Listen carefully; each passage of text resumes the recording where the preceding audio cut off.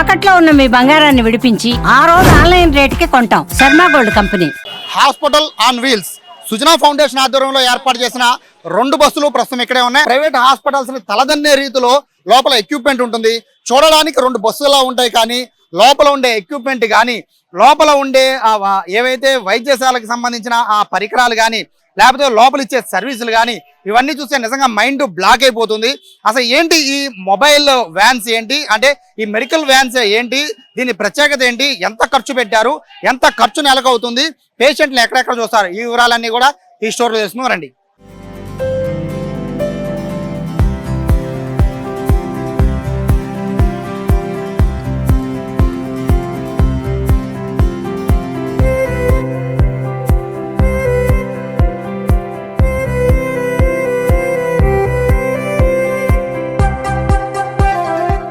ఈ 2 వ్యాన్లు కలిసి తిరగాల, ఈ 2 వ్యాన్లో ఎటువంటి వైద్య పరికరాలను ఉంచారు, అలాగే వైద్య సహాయాన్ని ఎలా అందిస్తారు, ఈ విషయాలు తెలియజేయడానికి సుజనా ఫౌండేషన్ నుంచి ఒక ప్రతినిధి రమణ ఉన్నారు మనతో పాటు.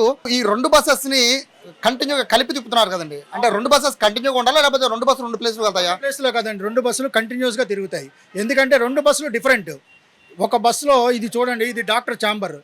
ఇక్కడ డాక్టర్ ప్రిస్క్రిప్షన్ ఇస్తారు, పేషెంట్ని ట్రీట్ చేసి ప్రిస్క్రిప్షన్ ఇస్తారు. ప్రిస్క్రిప్షన్ ఇచ్చిన తర్వాత వాళ్ళకి ఏదైనా ఎయిల్మెంట్ వచ్చిందంటే బ్లడ్ టెస్ట్ చేయాలంటే ఈ పక్క ఛాంబర్ ఉంది చూడండి. ఈ ల్యాబొరేటరీలో ఏంటంటే అన్ని రకాల పరీక్షలు చేస్తారు. బయట ల్యాబొరేటరీ ఏది ఉందో ఆ ల్యాబొరేటరీలో ఏ పరీక్షలు చేస్తారో ఆ పరీక్షలన్నీ చేస్తారు. అంటే యాక్చువల్గా ఇప్పుడు పేషెంట్ లోపలికి వస్తారు సార్, ఇప్పుడు వచ్చాక వైద్య పరీక్షలు చేయించుకొని రిజల్ట్ రావాలంటే ఎంత టైం పడుతుంది? పరీక్షని బట్టి ఉంటుంది.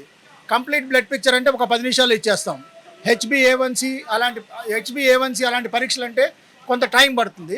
ఏదైనా సరే సాయంత్రం 4కి క్లోజ్ చేసే లోపల రక్త పరీక్షల రిపోర్ట్ ఇచ్చేస్తాం. ఇక్కడ చూసిన తర్వాత వాళ్ళకి మందులు రాస్తారు. మందులు రాస్తే ఏమవుతుందంటే పక్కనే ఫార్మసీ ఉంది, వాళ్ళందరికీ ఏ మందులు రాసినా కూడా అన్ని రకాల మందులు మా దగ్గర ఉన్నాయి. అవన్నీ ఫ్రీ ఆఫ్ కాస్ట్లో పేషెంట్కి ఇస్తాం కోర్స్ అంతా. అది అంటే ఇది డాక్టర్ రూమ్ అండి, డాక్టర్ ఛాంబర్ అంటారు. సో ఇక్కడ నుంచి మెడికల్ టెస్ట్లు రాసిన తర్వాత రిజల్ట్ చూసిన తర్వాత ఎటువంటి ట్రీట్మెంట్ అనేది చూపుతారు, అంతేనా? చూస్తాం రిజల్ట్. మరి క్లినికల్ డయాగ్నోసిస్ చూస్తేనే కదండి రోగం ఏదైనా నిర్ధారించేది. ఆ నిర్ధారించిన రోగాన్ని బట్టి మందులు ఇవ్వటమా లేదంటే ఫర్దర్గా ఏమైనా టెస్టులు చేయాలంటే 2వ వ్యాన్ ఉంది చూసారా, దాంట్లో వ్యాన్ దగ్గరికి వెళ్దాం. అంటే ఇక్కడ ఎటువంటి టెస్టులు నిర్వహిస్తారు? ఎందుకంటే టెస్టులు అనేవి సాధారణంగా మనం సంచార వైద్యశాల చాలా చూసాము. రక్త పరీక్షలు బయట ల్యాబొరేటరీలో లైక్ లిపిడ్ ప్రొఫైల్, ట్రోపోనిన్ అని చెప్పి హార్ట్ అటాక్ వస్తే కనిపెట్టే ఇది ఒకటి. తర్వాత ట్రైగ్లిజరైడ్స్ లిపిడ్ ప్రొఫైల్లోనే వస్తుంది సపరేట్గా. తర్వాత లివర్ ఫంక్షన్ టెస్ట్, హీమోగ్లోబిన్, హెచ్బిఏవన్సి, అలా వివిధ రకాల పరీక్షలు బయట ల్యాబొరేటరీలో ఏమైతే చేస్తారో అవన్నీ కూడా మన ల్యాబొరేటరీలో చేస్తారు. 1-2 కాదు. ఈ పరీక్షలు వచ్చిన తర్వాత వాళ్ళకి రోగ నిర్ధారణ ఏంటి అన్నది చేసిన తర్వాత మందులు రాయటమా లేదా వేరే పెద్ద హాస్పిటల్కి పంపించడం అనేది డిసైడ్ చేస్తారు. కొంతమందికి పరీక్షలు లేకుండా మందులు రాసేస్తారు. ఆ మందులు రాసింది ఏంటంటే ఏ మందులు అయితే రాస్తారో ఆ మందులు మన ఫార్మసీలో తీసుకొని పేషెంట్ వెళ్ళిపోతారు. సుమారుగా ఎంత ఖర్చు అవుతుందండి? అంటే ఇక్కడ మనందరూ ఫ్రీగా టెస్ట్ చేస్తున్నారు, బట్ ఎంత ఖర్చు అవుతుంది బయట ఈ టెస్టులు చేయించాలంటే? బయట టెస్టులు చేయించాలంటే టెస్ట్ని బట్టి ఉంటుందండి. 1000 రూపాయల నుంచి 5000 దాకా ఉంటుందండి, అంటే డిపెండింగ్ ఆన్ ద టెస్ట్. ఇప్పుడు ప్యాకేజ్ అని చెప్పి హాస్పిటల్స్లో చేస్తున్నారు. ఆ ప్యాకేజీ మినిమం 4000 నుంచి 6000 దాకా ఉంటుంది. అన్ని రకాల టెస్టులు చేస్తారు. మనం ఇండివిజువల్గా చేస్తున్నాం. ఇండివిజువల్గా చేస్తే ఏమవుతుంది, లిపిడ్ ప్రొఫైల్ ఉందనుకోండి 850 రూపాయలు తీసుకుంటారు. హెచ్బిఏవన్సి ఉందనుకోండి 450 తీసుకుంటారు. థైరాయిడ్ ఉందనుకోండి 300 తీసుకుంటారు. కంప్లీట్ బ్లడ్ పిక్చర్ ఉందనుకోండి ఒక 200 తీసుకుంటారు. ఇలాగ ఒక్కొక్క టెస్ట్కి ఒక్కొక్క రేట్ ఉంటుంది. అవన్నీ కూడా మేమేం ఆలోచించట్లేదు. మాకు నెలకి ఈ వ్యాన్ వలన 6 లక్షలు ఖర్చు అవుతుందండి పర్ మంత్. ఏంది మందులు కానీ, డాక్టర్స్ స్టాఫ్ జీతాలు కానీ, తర్వాత ల్యాబొరేటరీ రియేజెంట్స్ కానీ ఇవన్నీ కలుపుకుంటే పర్ మంత్ మా ఎక్స్పెన్సెస్ 6 లక్షలు అవుతుందండి. 5 నుంచి 6 లక్షలు. అంటే ఇక్కడ వరకు మాత్రం డాక్టర్ కన్సల్టెంట్ అండ్ టెస్ట్ల వరకు ఉంటుంది. ఫార్మసీ కూడా ఇదే దాంట్లో ఉంటుంది. సో ఇక్కడ నుంచి ఇది ఇక్కడ ప్రస్తుతం బస్ 1 ఇది. నేను మొదట్లో ఈ బస్సు చూసినప్పుడు ఏమనుకున్నానంటే 2 బస్సెస్ కలిపి వేరు ప్రాంతానికి వెళ్తాయి, బట్ అట్లా కాదు, 2 బస్సులు కలిపి ఒకే ప్రాంతానికి వెళ్తాయి. సో బస్సు 1 అయితే ఇది. ఇందులో డాక్టర్తో పాటు డాక్టర్తో సంబంధించి ఏ టెస్టులు వస్తాయో ఆ టెస్టులు కూడా ఇక్కడే ఉచితంగా టెస్టులు చేసి ఆ టెస్టుల తర్వాత ఒకవేళ కనుక మెడిసిన్తో అయిపోయే పరిస్థితి ఉంటే మెడిసిన్స్ కూడా ఈ బస్సులో అందజేసే పరిస్థితి ఉంటుంది. సో నెక్స్ట్ బస్సుకు వెళ్దాం, ఆ బస్సులో ఎటువంటి ఫెసిలిటీ ఉందో చూద్దాం.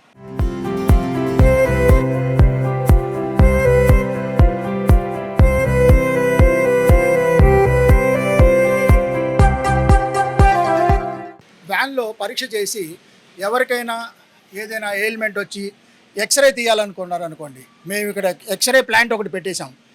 కంప్లీట్ బయట ఎక్స్రే ఎలా ఉంటుంది, మొబైల్ ఎక్స్రే కాదు ఇది complete X-ray plant with lead sheets coverage.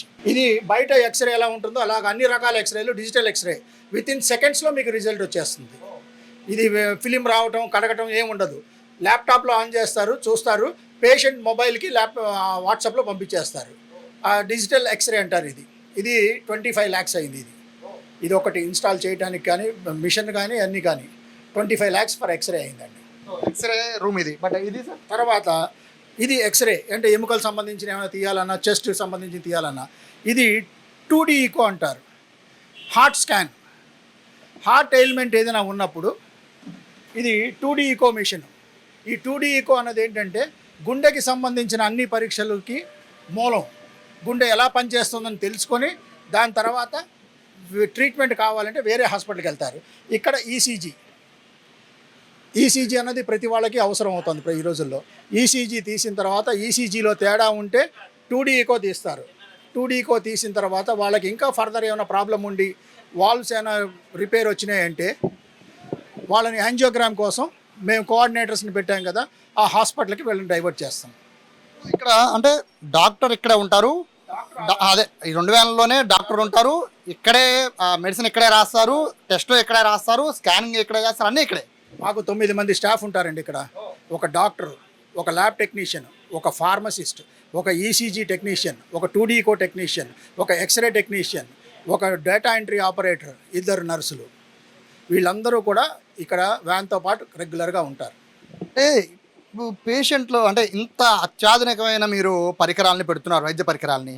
So urban health సెంటర్కి వెళ్ళే అవకాశం కూడా ఉండదు మోస్ట్, ఎందుకంటే దానికన్నా అత్యాధునిక పరికరాలు ఉన్నాయి. సో ఇప్పుడు మరి అర్బన్ హెల్త్ సెంటర్లో పరిస్థితి సార్, అంటే అక్కడికి వెళ్ళలేని వాళ్ళు ఇక్కడికి రావాలా లేకపోతే? అలా కాదండి, ఇది మేము క్యాంపు కండక్ట్ చేసేది ఎట్లాగంటే కాన్స్టిట్యున్సీలో 12 అర్బన్ హెల్త్ సెంటర్స్ ఉన్నాయండి. ఈ 12 అర్బన్ హెల్త్ సెంటర్స్ని అనుసంధానం చేసుకుంటూ డిఎంఎండ్హెచ్ఓ దగ్గర నుంచి మేము ఒక లిస్ట్ తీసుకున్నాం, ఏ ప్లేసుల్లో చేయాలి అన్నది, స్లమ్ ఏరియాస్లో చేయాలన్నది. చేసిన తర్వాత వీళ్ళని ఆ particular suppose urban health centre Chittinagar ఏరియాలో చేసామనుకోండి, ఆ పేషెంట్స్ని వాళ్ళకి అటాచ్ చేస్తాం ఫర్దర్ ట్రీట్మెంట్ కోసం. అంటే వేరే డివిజన్లో చేస్తాం కదా, మళ్ళీ ఇక్కడికి రావడానికి మాకు టైం పడుతుంది. ఆ ట్రీట్మెంట్ కోసం వాళ్ళని ఏం చేస్తామంటే అర్బన్ హెల్త్ సెంటర్లో ఒక 1 monthకి మెడిసిన్స్ ఇచ్చేస్తాం సార్, ట్రీట్మెంట్ ఇస్తాం. ఫర్దర్ ఇన్వెస్టిగేషన్స్ ఏమైనా కావాలంటే అర్బన్ హెల్త్ సెంటర్ నుంచి వాళ్ళు వెళ్తారు. ఇది మెయిన్గా ఏంటంటే అవేర్నెస్ క్రియేట్ చేసి అర్బన్ హెల్త్ సెంటర్ మీద వీళ్ళ దృష్టి సారించేటట్టు చేయడం కోసం. వీళ్ళు ఏంటంటే ఇప్పటిదాకా ఈ కాన్స్టిట్యున్సీలో 80% మైగ్రేటెడ్ అండి. అంతా ఒంట్లో బాగాలేకపోతే ఆర్ఎంపీ దగ్గరికి వెళ్ళి ఒక ఇంజెక్షన్ చేయించుకొని వర్క్కి వెళ్ళిపోతున్నారు. మొత్తం రిలాప్స్ అయ్యి వాళ్ళకి క్రానిక్ కేసు అయ్యేదాకా ఎవరూ ఉండట్లేదు ఇక్కడ. వాళ్ళు వచ్చేటప్పటికి ఏమవుతుంది, ఖర్చుతో కూడిన పని, చాలా ఖర్చు అవుతుంది మొత్తం క్రానిక్ అయ్యేటప్పటికి. సో ఇవన్నీ దృష్టిలో పెట్టుకొని ఎమ్మెల్యే గారు ప్రివెంటివ్ సిక్నెస్ అనే స్లోగన్తో ఇవి మొదలుపెట్టారు. ఇప్పుడు మీరు అక్కడ దాదాపు 6 లక్షలు అవుతుందన్నారు. ఏది 2000 కలిపి 6 లక్షలు? 6 లక్షలు అవుతుందండి. సో ఇక్కడ మీరు అంటే అక్కడ మీరు చెప్పారు ఏది మనకి ల్యాబ్లు అవన్నీ కూడా అక్కడ ఉన్నాయి, ఆ టెస్ట్ల వరకు ఓకే. బట్ ఇక్కడ మనము స్కానింగ్ కానీ ఈసీజీలు ఇవన్నీ తేడా ఎంత ఖర్చు అవుతుందండి? ఈసీజీ పర్ ఈసీజీ 150 రూపీస్ అవుతుందండి. 2D ఈకో 1500 అవుతుంది. ఎక్స్రే 200 అవుతుందండి. 200 నుంచి 300 ఎక్స్రేని బట్టి. ఒక మనిషికి 2000 ఖర్చు అవుతుంది. అది అలాగా మనం ఎంతమంది వస్తే అంతమందికి మనం ఖర్చు చేస్తాం. ఇక్కడ ఏంటంటే అక్కడ మందులు అవన్నీ ఖర్చు అవుతాయి ఎక్కువగా, ఇక్కడ మిషనరీ ఇన్స్టాలేషన్ ఖర్చు అవుతుంది. 2D ఈకో 20 లక్షలు, ఎక్స్రే 22 లక్షలు, ఈసీజీ ఒక 12 లక్షలు. ఇది మేము ఇన్వెస్ట్ చేసింది ఇక్కడ. ఎక్కడెక్కడ అంటే వ్యాన్ అనేది బేసిక్గా నియోజకవర్గం చాలా పెద్దదండి. సో ఇంకోటి మీరు చెప్పినట్టుగా వెనకబడిన ప్రజలు చాలామంది ఇక్కడ ఉన్నారు, అలాగే వలస వచ్చిన వాళ్ళు చాలామంది ఉన్నారు. సో వాళ్ళందరూ గవర్నమెంట్ హాస్పిటల్ కిక్కిరిసిపోతూ ఉంటుంది నియోజకవర్గంలో నాకు తెలిసి. సో వీళ్ళందరినీ ఈ 2 వ్యాన్లు మేనేజ్ చేయగలవా? అంటే ఒకేసారి మొత్తం నియోజకవర్గం అంతా రారు కదండి. ఒక కాన్స్టిట్యున్సీకి ఒక డివిజన్లో ఉంది. ఇప్పుడు రేపు స్టార్టింగ్ 42వ డివిజన్ ఉందనుకోండి, 42వ డివిజన్లో హెచ్బి కాలనీలో పెడతాం. దానికి ముందు రోజు చెప్పి ఈ కాలనీలో ఈ రోజు నుంచి వ్యాన్ వస్తుందంటాం. ఆ రోజు ఆ కాలనీ వాళ్ళే వస్తారు. అలాగా ప్రతి ఏరియాకి వెళ్తాం మేము. 22 డివిజన్లకి వెళ్తాం. 22 డివిజన్లకి ముందు రోజు చెప్తాం మేము ఏ ప్లేసులకి ఎప్పుడెప్పుడు వస్తామన్నది. మేము ప్రతి శనివారం ఆదివారం క్యాంప్స్ కండక్ట్ చేస్తాం.